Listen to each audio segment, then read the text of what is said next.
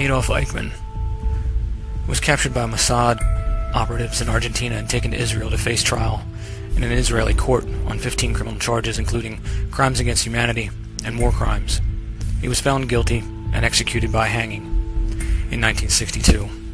He's the only person to have ever been executed by Israel on conviction by civilian court. That's the official story. But I'm here to tell you that that story is a lie. And what's written in our textbooks today that we consider fact is fiction. The information in this video is going to be an update to the Auschwitz exposed video that I released a few months ago.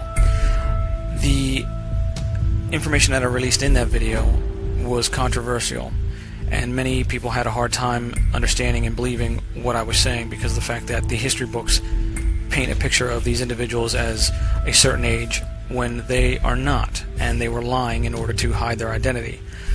So once I found some additional information and verified some individuals that were in these photographs, you will see that it now proves what I was saying, and these individuals are who I say they are. This is Walter Krupinski. He was a German Luftwaffe fighter ace in World War II, and it was a senior West German Air Force fighter after the war. He was one of the highest scoring pilots, accredited with 197 victories and over 1,100 sorties. Krupinski was said to have died in 2000. Well, I'm telling you, he's still alive. He's friends with Michael Greenberg, who we see here in the photographs, him and Maurice Strong. Of course, Maurice Strong is Eichmann, and Maurice Greenberg, who is Michael's father, is Joseph Mengele. So we see all the friends getting together and meeting up in Switzerland, and also in Russia, where they are in this picture. Now you can see by the scar on Krupinski's arm that this is definitely him, and you can match it to the photographs back that are verified as him during the war. As you can see by his chin as well, he took it pretty hard when he crashed a few times. So this is definitely Krupinski. Plus I also was contacted by an historian who verified that this is indeed Krupinski. So we see him along with Maurice Strong and of course Michael Greenberg, which is Maurice Greenberg's son. Maurice Greenberg is Dr. Mengele. Now if you want to deny what I'm saying and try to say that Eichmann is not Maurice Strong, well then why would these individuals be meeting with Eichmann's sons?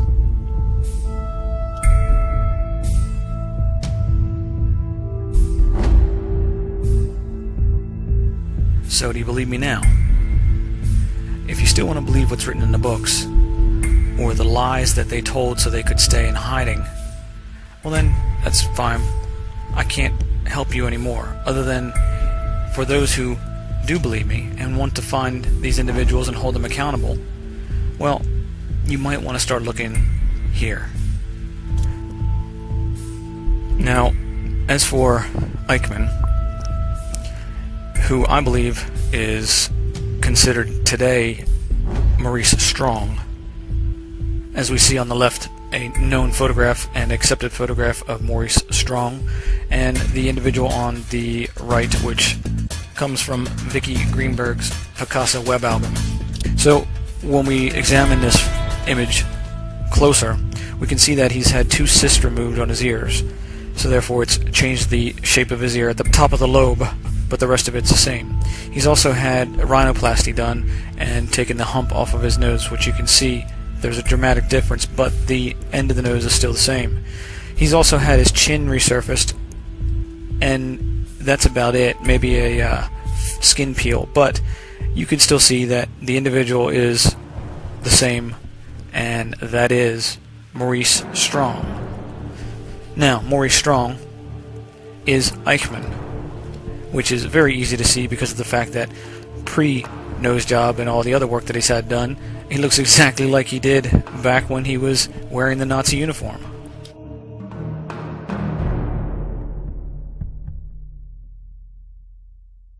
Isser Harel was the head of Mossad. He picked up Eichmann to take him back to Israel so he could stand trial and face his charges. I got a problem with that. You ever seen what Icer Harold looks like? I don't think you have, because if you did, you'd know that this story is bunk. Because here's Icer Harold. Icer Harold is Eichmann. So the scam, the fix was on from the beginning. This person didn't die. This person wasn't executed. It was a complete sham and a dog and pony show put on by Israel to let people think that they killed the person that is accused of these crimes against humanity. Now let me drop another bomb on you. Now I'm not a historian, but from what I've read so far and using my understanding of this family and the photographs that we have, I can put together a picture a little bit different than what the history books tell us. Now, Israel was founded after an attack that was launched on the hotel, the King David Hotel. In that hotel, there were British forces that were at the time trying to negotiate peace between the Israelis and the Palestinians. The Israelis considered them an occupying presence and wanted them out, so they blew the hotel up. The people that were involved in blowing the hotel up were a group called Irgun. It's the first terrorist group that we have basically that is documented. Now one of the lead individuals in that group that planted the bomb was none other than Icer. So you can see, as head of Mossad, a year later, that was his payback for him doing that job. Now, as rumor has it, today, Mossad is run by Michael Greenberg. This I cannot verify because it's difficult to pin these people down, and the information that is released in books and published is usually not correct, and it's usually there to throw you off, so they keep their identity hidden. So I hope this additional information has painted a much clearer picture of the power that Maurice Strong, Maurice Greenberg, and Michael Greenberg have in the community.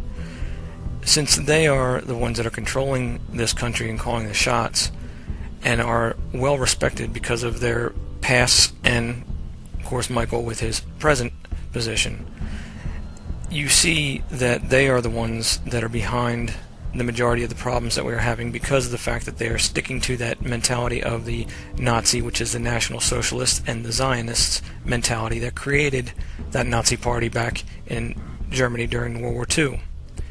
So socialism is on the menu. That's what they want. As I've said in the other videos, it's a sharing of the wealth for the little people, and that wealth is the scraps that the richest elite give us to share. There's no making everyone equal, as that is the ploy that they try to get you to accept the communist mentality. So keep this in mind while you're seeing these events transpire in front of your face, and remember who's behind it.